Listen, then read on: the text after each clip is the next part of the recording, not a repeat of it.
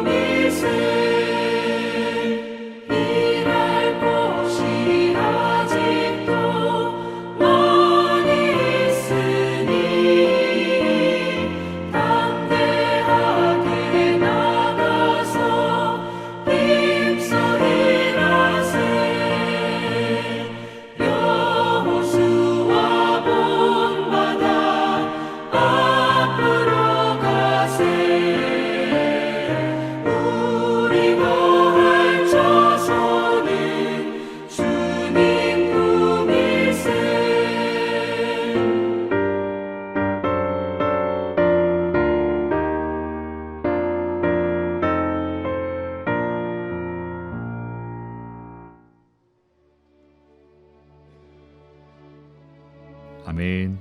오늘 함께 나눌 말씀은 사사기 1장 27절에서 36절입니다.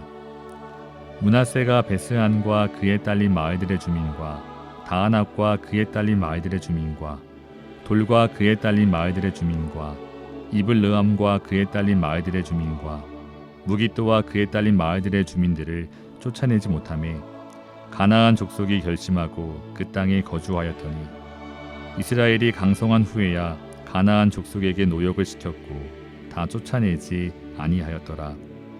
에브라임이 게셀에 거주하는 가나안 족속을 쫓아내지 못하매 가나안 족속이 게셀에서 그들 중에 거주하였더라.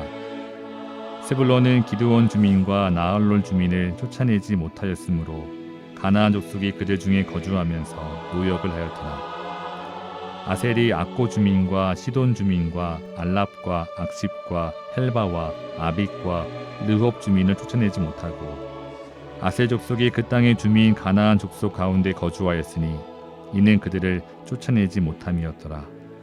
납달리는 벳세메스 주민과 벳아나 주민을 쫓아내지 못하고 그 땅의 주민 가나안 족속 가운데 거주하였으나 벳세메스와 벳아나 주민들이 그들에게 노역을 하였더라. 아모리 족속이 단 자손을 산지로 몰아넣고 골짜기에 내려오기를 용납하지 아니하였으며 결심하고 헤레스 산과 아알룡과 사알빔에 거주하였더니 요셉의 가문의 힘이 강성함에 아모리 족속이 마침내는 노역을 하였으며 아모리 족속의 경계는 아그라빔 비탈의 바위부터 위쪽이었더라. 아멘. 19절에서 우리는 유다가 가나안 주민을 내쫓는데 실패했다는 우울한 소식을 접했습니다. 유다는 골짜기 주민들이 소유하고 있던 철병거를 보았습니다. 철병거를 보고서 유다는 전쟁을 포기합니다. 하나님의 명령대로 전쟁터에 나갔지만 유다는 하나님을 온전히 의지하는 데 실패했습니다. 이 부분에서 팀 켈러 목사님은 믿음 없는 상식이 통하기 시작했다고 지적합니다. 그렇습니다. 성도 여러분, 우리가 인생을 사는 데 있어서 상식 혹은 균형이 있는 현실 감각은 분명 필요합니다. 하지만 우리에게는 상식을 넘어 하나님에 대한 믿음이 필요합니다. 믿음이 없이는, 하나님에 대한 전적인 신뢰가 없이는 결코 이 신앙의 길을 걸어갈 수 없습니다. 그럼에도 불구하고 유다는 하나님을 전적으로 신뢰하는 데 실패했습니다. 그런데 더 안타까운 사실은 유다의 실패가 마치 전염병처럼 퍼져가고 있다는 데 있습니다. 아니, 그 실패의 정도가 더 심각해집니다. 21절을 보시면 베냐민 지파도 예루살렘에 거주하는 여부수 족속을 쫓아내는 데 실패했습니다. 아울러 오늘 본문에 기록된 6개 지파 역시 가나안 땅을 차지하는 데 실패했고 점점 더 그 실패의 정도가 심각해집니다. 27절부터 29절까지 보시면 므낫세 지파와 에브라임 지파가 가나안 족속을 내쫓는 데 실패합니다. 스불론 지파도 마찬가지입니다. 그런데 성도 여러분, 아세 지파는 다른 지파들보다 더 심각했습니다. 31절을 보시면 아셀도 가나안 땅의 주민을 쫓아내지 못했다고 합니다. 그런데 32절에서는 아세 지파의 상황을 이렇게 설명합니다. 32절을 다 같이 읽어보시면 아셀 족속이 그 땅의 주민 가나안 족속 가운데 거주하였으니 이는 그들을 쫓아내지 못함이었더라.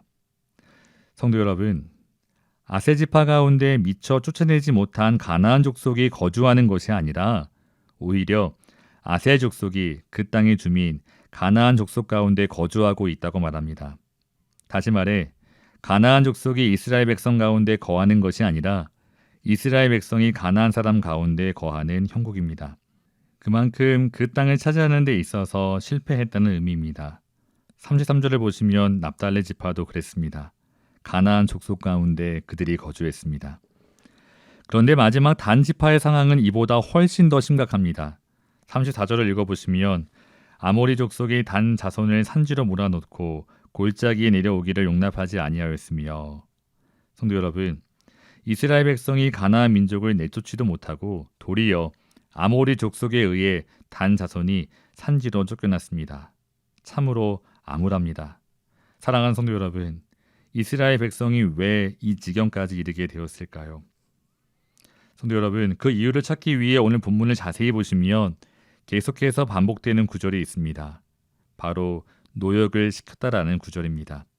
27절과 28절을 다시 보시면 처음에 므낫세 지파는 가나안 여러 민족을 내쫓는 데 실패합니다. 그런데 다시 힘을 키운 후에 가나안 족속을 누르고 그들에게 노역을 시킵니다. 쫓아내지 않습니다. 다시 말해 처음에는 내쫓을 수 없었지만 다시 힘을 키운 후에는 민족들을 내쫓을 수 있었습니다. 그러나 그렇게 하지 않습니다. 대신에 마치 종 부리듯 가나안 민족에게 노역을 시킵니다. 므낫세 지파만이 아닙니다. 30절을 보시면 스불론 지파도 그랬습니다. 33절을 보시면 납달레 지파도 그랬습니다. 35절 말씀을 보시면 요셉 지파도 그 가문의 힘이 강해지자 단 지파를 산지로 쫓아낸 아모리 족속에게 노역을 시킵니다. 성도 여러분, 하나님께서는 분명히 이스라엘 백성에게 가나안의 어떤 민족과도 언약을 맺지 말고 그 백성을 다 쫓아내라고 명령하셨습니다. 그럼에도 불구하고 왜 이스라엘 백성은 가나안 민족을 내쫓지 않고 그들에게 노역을 시켰을까요? 그 이유는 간단합니다.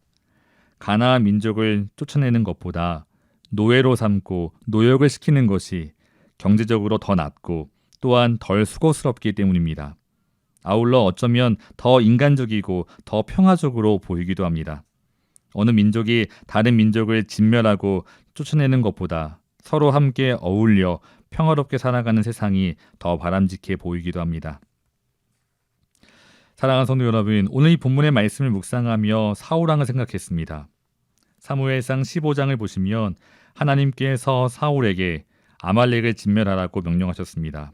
그러나 사무엘상 15장 9절을 읽어보시면 사울과 백성이 아각과 그의 양과 소의 가장 좋은 것 또는 기름진 것과 어린 양과 모든 좋은 것을 남기고 진멸하기를 즐겨 아니하고 가치 없고 하찮은 것은 진멸하니라 라고 기록되어 있습니다.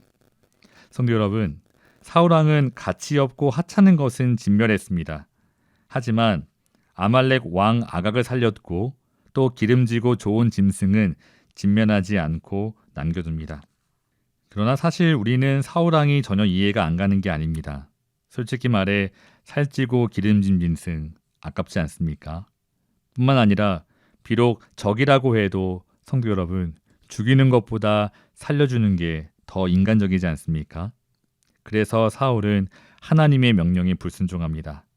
자신의 손익계산이 하나님의 말씀을 앞섭니다.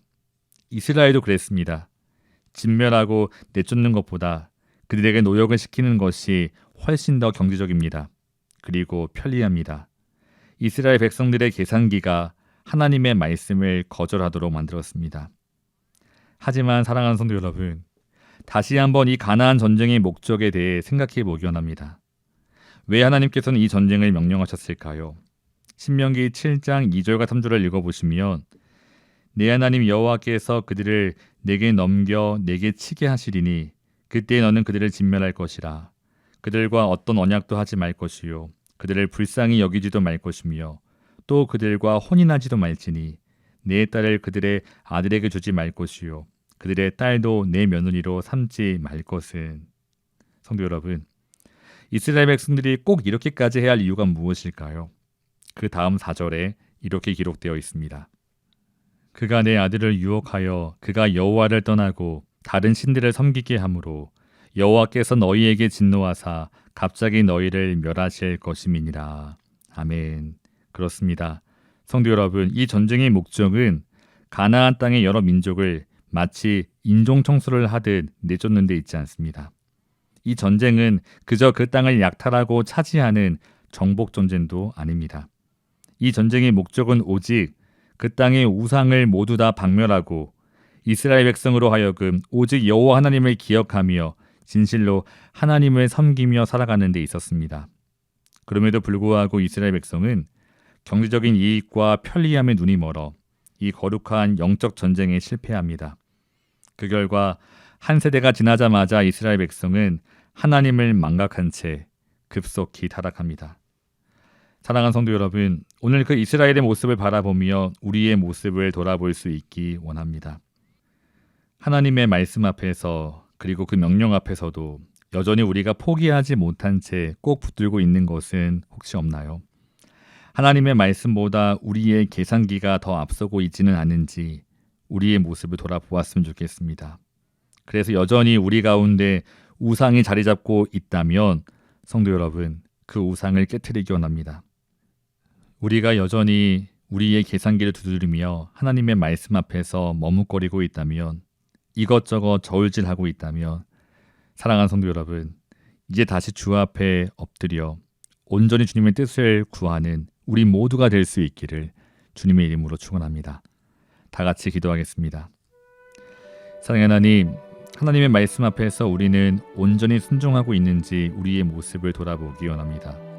우리 안에 숨어있는 우상이 있다면 그 우상을 발견할 수 있도록 인도해 주시옵소서. 더 나아가 그 우상을 주 앞에 깨트릴 수 있는 은혜가 있도록 인도해 주시고 오직 주님만 의지하며 주의 말씀을 따라 살아가기를 소망하오며 이 모든 말씀 우리 주 예수 그리스도의 이름으로 간절히 기도합니다.